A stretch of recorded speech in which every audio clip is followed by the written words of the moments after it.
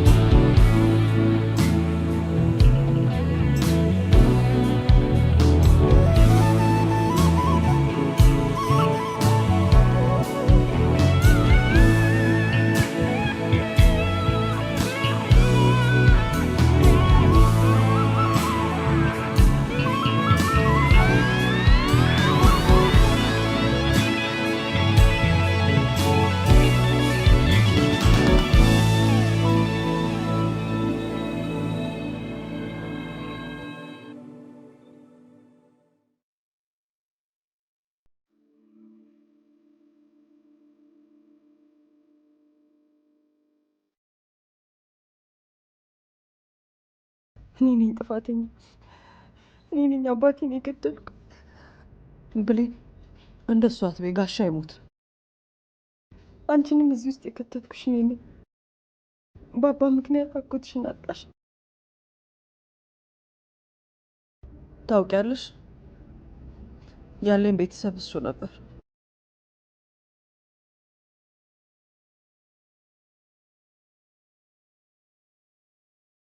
ብቸኛ አጎቴ። አውቃለሁ ደሊና።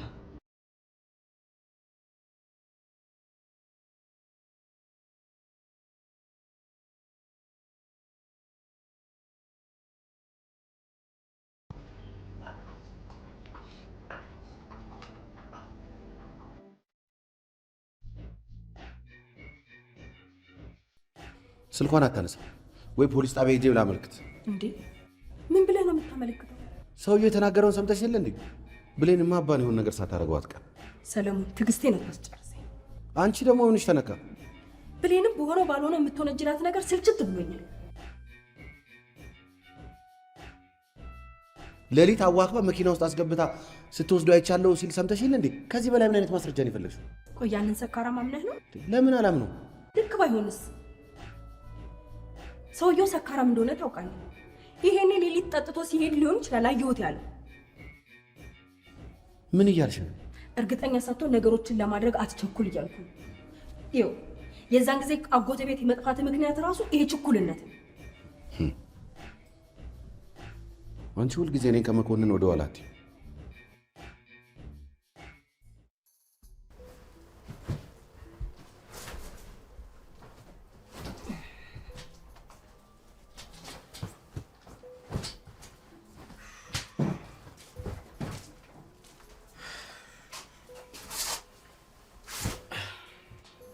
ለምንድን ነው ከትምህርት ቤት በዚህ ሰዓት የመጣኸው?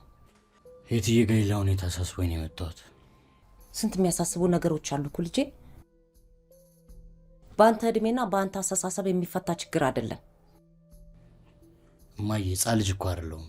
ሁሉም ነገር ይገባኛል። በዛ ላይ የትዬ ገሊላውን እገዛ የሚያስፈልጋት ሰዓት ነው። የማሰቢያ ጊዜ ነው የሚያስፈልጋት። እና ታዲያ ስትጎዳ ዝም ብለን ልናያት ነው? ዝም ብለን እያየናት አይደለም ልጄ። መላኩ አጠገቧ አለ። ካመማት ደግሞ ሆስፒታል ይወስዷታል።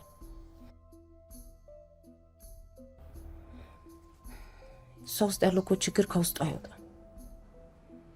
የሚያስጨንቅ ሁኔታ ውስጥ ነው ያለችው።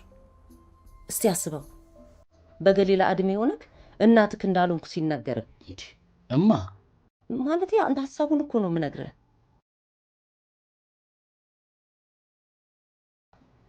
እኔ እንጃ፣ በጣም የምናደድ ይመስለኛል። ንዴት ቀላል ነው ልጄ። ገሊላ ብዙ ነገሮችን እያሳለፈች እንደሆነ አውቃለሁ። በዛ ላይ ደግሞ አባቷ ትኑር ትሙት ምንም የማይመስለው ሰው ሲሆን ደግሞ ምን ይሰማታል? የመዳኛ መንገዱ በጣም ከባድ ነው። ወደዚህ ምድር ባመጣት ሰዎች አለመወደዷን ስታስብ እንዴት ልትረሳው ትችላለች? ምንም ነገር ያንን ስሜት ማዳን አይችልም። ገሊላ ራሷን ለማዳን ብዙ ነገር አድርጋለች፣ ግን ውስጧ ተሰብሯል። እንደኔ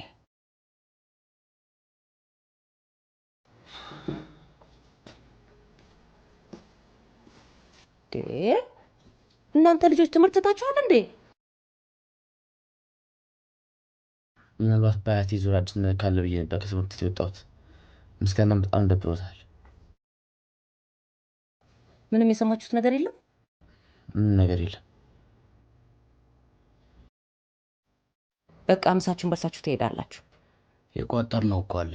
እሱን ጥናት የምትቆይ ከሆነ መክሰሳችሁን ትበሉታላችሁ። በልተንስ እናሳጥበው።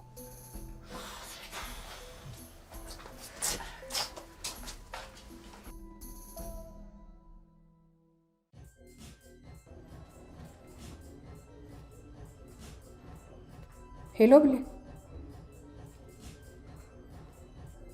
አቤት። እሺ እሺ እሺ። ምን አለች? ጋሼ ተገኝቷል። የት? መቼ? አልጠየኳትም፣ ግን ተጎድቶ ሆስፒታል ተኝቷል ነው ያለችው። ምን?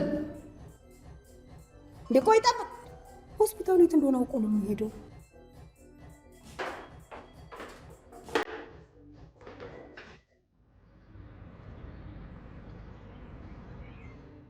እሺ፣ አመሰግናለሁ። ይሄማ የትምህርት ቤታችን መገለጫ ነው። በቃ ቢሮ እንገናኝና እናወራለን። አመሰግናለሁ። እንዴት አልገባ? ዛሬ ከሰዓት ትምህርት አለ አይደል እንዴ? በዚህ ሰዓት ምን ትሰራለህ እዚህ? ምንም አልያት ብዬ እኮ ነው። በእናትህ ተኝታለች። አሁን ግን እንዴት ነች? እስካሁን ዝም እንዳለች። ግን ከዚህ ስሜት ወጣ ያጎቴን ነገር መስማት ምችል ይመስላል? እንጃ። ወይ ካልሆነ ከዚህ ስሜት እንድትወጣ ሌላ ቦታ ይዘናት እንሂድ። ጉዞ ማለት ነው። ለእንደዚህ አይነት ነገር ውስጥ ክፍት ይሆናል ብለህ ታስባለህ? ግን ብንሞክር ይሻላል። ወይ አናግራት እንዴ? ጥሩ ሀሳብ ነው። በቃ አንተም ስራ ከሄድክ እማዬ ብቻዋን ስለምትሆን ዘውዴም ስለሌለች እኔ እዚህ ልጠብቃት።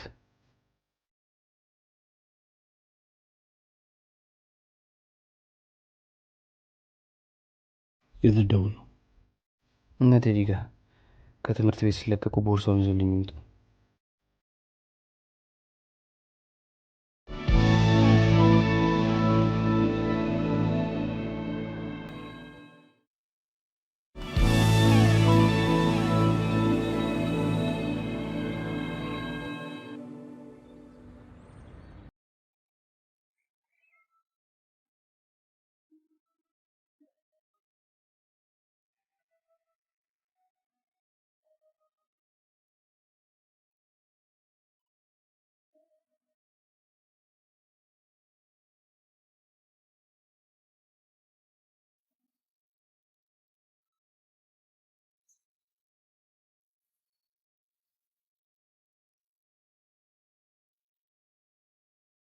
ቆይ ለምንድን ነው ወደ ውስጥ መግባት የማንችልም?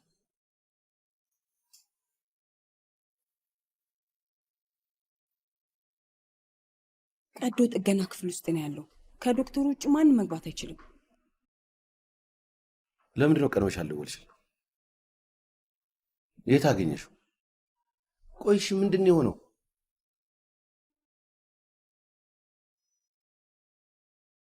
ተናገሪ እንጂ። በባለፈው ምሽት አባን ይዘሽው እንደሄድሽ እናውቃለን። ምን እያልክ ነው? አባ የጠፋው በአንቺ ምክንያት። ኧረ ተው ሰለሞን፣ ዝም ብለህ አዘላብድ። ምንድን ነው የሚለው ስንዱ? አንድ ሰካራም ግሮሰሪ መጥቶ ነበረ። አንቺን ከጋሼ ጋር ሌሊት ስትሄዱ አየሁ ብሎ ነው የሚዘላብደው። እና ማንም ሰካራም ሲቀባጥር ነው እኔ ላይ የምጮኸው? አንቺም እኮ ብቻሽን ወደ ላይ ወደታች ከምትይ ብትደውይልን ጥሩ ነበረ። ደንግጬ ስለነበረ ነው። ስረጋጋ ልደውል ብዬ ነው። ይቅርታ። ኧረ ይቅርታ ያስፈልገው። ቆይ እንዴት አገኘሽው? የምትፈልጊበትን ቦታ በምን አወቅሽ?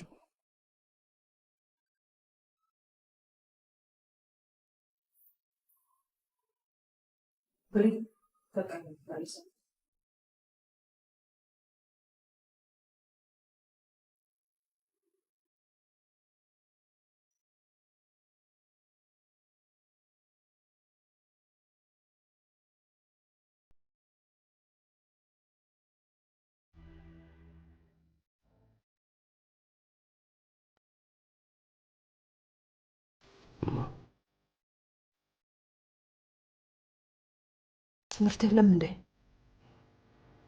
አይ ቤት ማንም ስለሌለ ብቻሽን ትችሽ ከሚሄድ ብዬ። ሁለታችሁም እንደዚህ መጨነቅ የለባችሁ።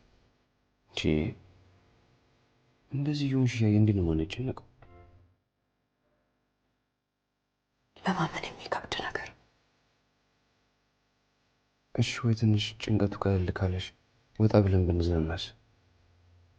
ወጣ በማለት የሚቀልል ብሶት ቢኖር ኖሮ ደስ ይለኝ ነበር። እሺ ታዲያ ምንድን ነው መፍትሄውማ? መልስ መፈለግ። የምን መልስ? ደብዳቤው ላይ አባቴ በህይወት እንዳለ ተናግራለች።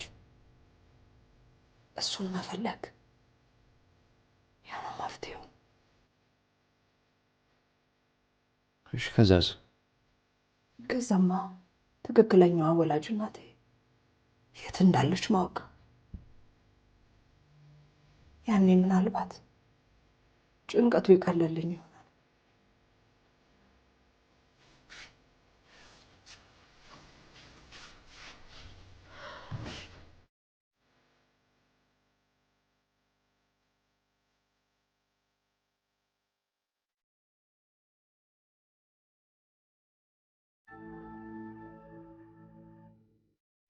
በማላውቀው ስልክ ደውለው ነው አባዬ የት እንዳለ ነግረውኝ የሰጡት።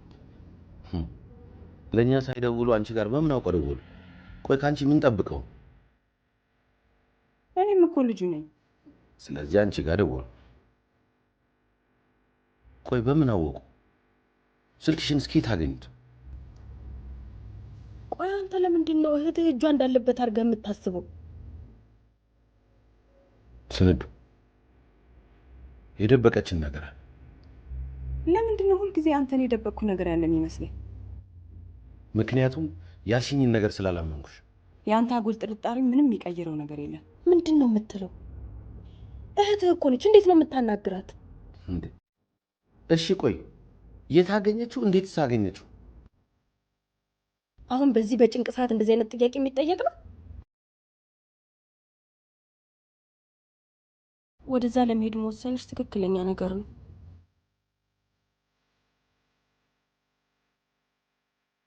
ከባድ ነገር ውስጥ ነበር። መሄድሽ ራሱ ወጥመድ ሊሆን ይችላል እኮ። አባን በህይወት ለማግኘት ያለኝ አማራጭ ይሄ ብቻ ነበር።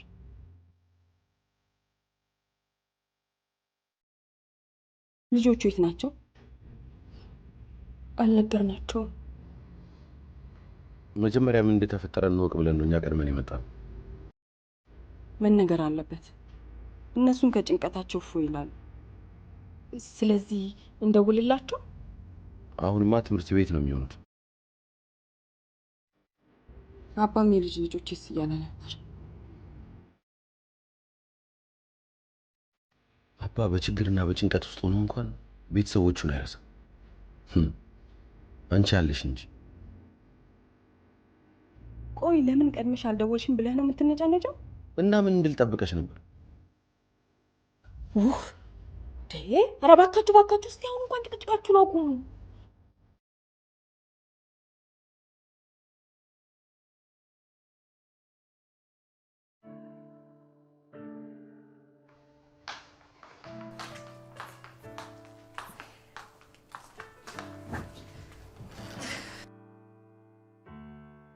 በጣም ደስ ያላችሁ ይመስላል። የጥልሽን ቤተሰቦች አንድ በአንድ ስለተተዋወቅናቸው እንዴት ደስ አይለን። ያለፈው ጉዟችሁ እንዴት ነበር? በጣም ደስ ይል ነበር መላኩ። ቴዲዬ የጥልሽን ቤተሰብ እንዴት አያቸው? በጣም ነው ደስ የሚሉት። ለእኔ ራሱ ሚስት ካልፈለግልን እያሉኝ ነው። ምናልባት እንዳትመንም ፈርተ ይሆናል። በዚህ መጠንማ ልጄን አይናፋር እንዳታረጉት። በጣም ደስ ይላል። እንኳን ለዚህ አበቃሽ ዘውዴ። ለነገሩ ቴዲን የመሰለ ልጅ ስላሳደግሽ ማንነትሽ ያስታውቃል።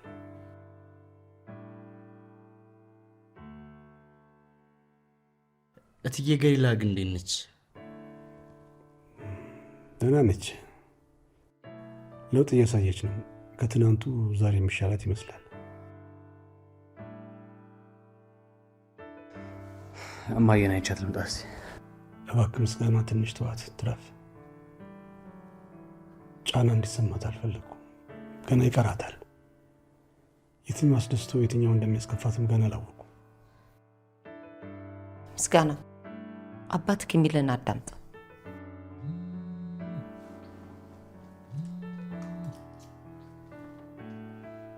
ሄሎ ማሚ። ምን እና አሁን ደህና ነው? ልዑል ምን ተፈጥሮ ነው? እሺ መጣ።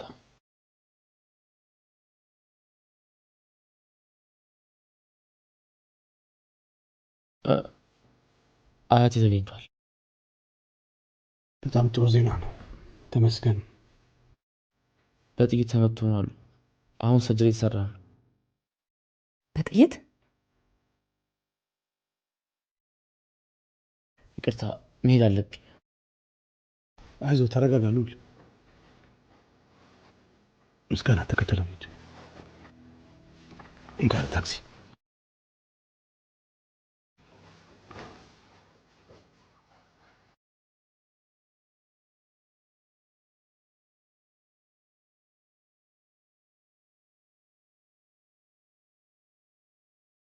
እንዴት አይነት ነገር ነው የምንሰማው? እባካችሁ የማያስጨንቅ ነገር ነው የሚያስጨንቅ። ምን እያልሽ ነው ዙሪ? አሁን ስለ ገሊላ ጉዳይ ነው ማውራት ያለብን። ቆይ እሺ አሁን እንዴት ናት? እውነቱን ንገረኝ ካልሽኝ ተጨንቄያለሁ።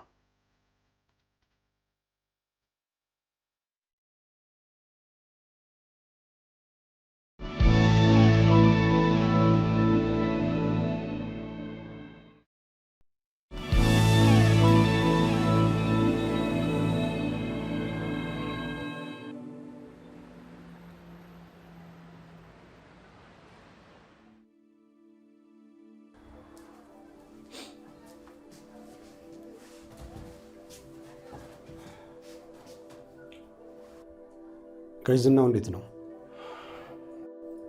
እስካሁን ምንም አልታወቀም። አልታወቀም ማለት ቀዶ ጥገና ክፍል ነው። ልዑል እንድንመለስ ከነገርም በኋላ አዲስ ነገር ካለ ደውላለሁ ብሏል። ያው ጥይት ሰውነቱ ስላለ ነው እንጂ ለከፋ ነገር እንኳን አያጋልጠው።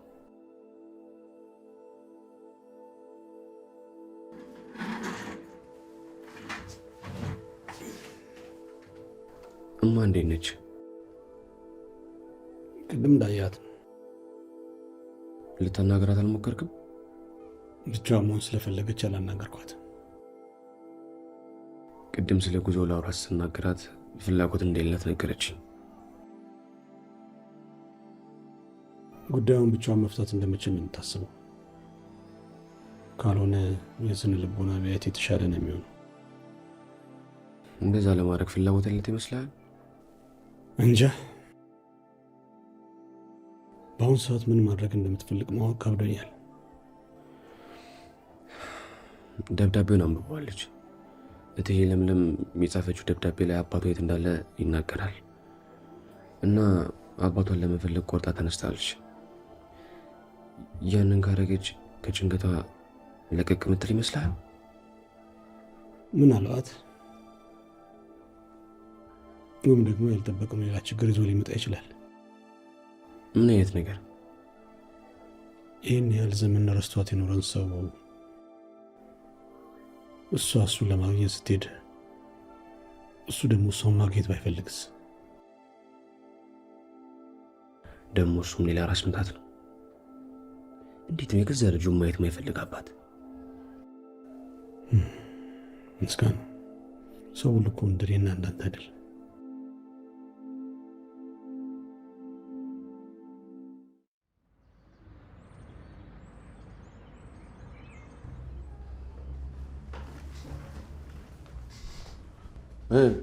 አባቴ እንዴት ሆነ? ሰርጀሪው አላለቀ? ማየት እንችላለን? ሰርጀሪው በተሳካ ሁኔታ ተጠናቋል። ከማደንዘዣው እስኪነቃ እየጠበቅን ነው። እንደ እድል ሆኖ ጥይቱ ጉዳት የሚደርስበትን የሰውነት ክፍል አላገኘውም ብሏል ዶክተሩ። ስለዚህ ስጋት አይግባችሁ። ተመስገን። ስለዚህ በቶሎ ያገግማል ማለት ነው ይመስለኛል። ነግሬያችሁ ነበረ። በብዙ ችግር ውስጥ ያለፈ ጠንካራ ሰው ነው።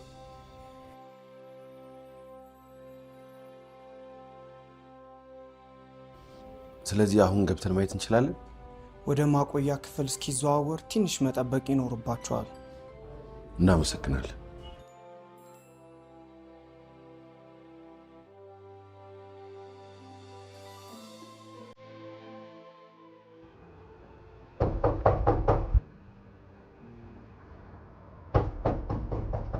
ማን ነው?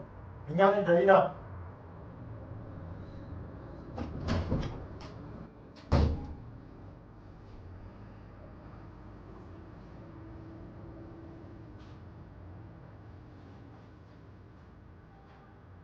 አብረን ወጣ እንድንል የመጣ ነው።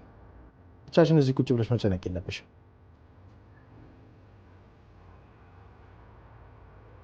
አልተጨነኩም። የተፈጠረው ነገር ከባድ ነው። እኔም በአንቺ ቦታ ብሆን በጣም እንደሚከብደኝ አውቃለሁ። ለዛም ነው የመጣው። ጋሽ እንዴት ነው? ከኦፕራሲዮን ክፍል እንደወጣና በጣም ደህና እንደሆነ ብሌን ደውላ ነግራኛለች። ግቢውን በደንብ አጸዳችሁት? ምንም አያሳስብሽ። ስለዚህ እንውጣ። እዚህ ብቻሽን ቁጭ ብለሽ እያሰብሽ መጨነቅ የለብሽም። ትንሽ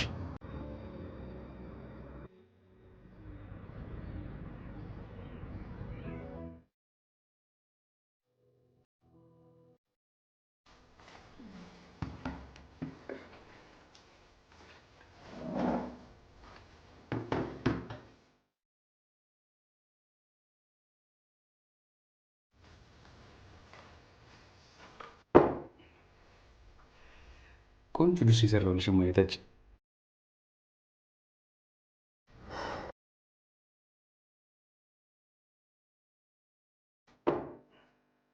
እኔና ምስጋና ባለሙያ እንዳይሽ እያሰብን ነበር።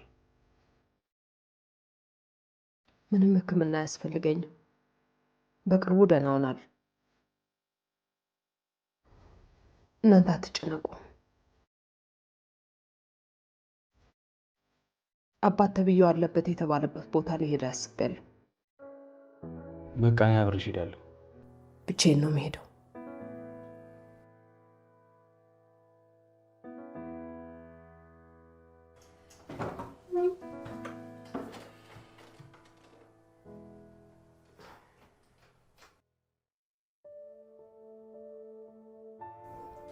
እንዴት ነህ ግን አያቴ? በጣም ያማል እንዴ አያቴ? እንዴ ጥይት እኮ ነው ሰውነት ውስጥ ገብቶ የወጣው። እንዴት ነው የማያመው?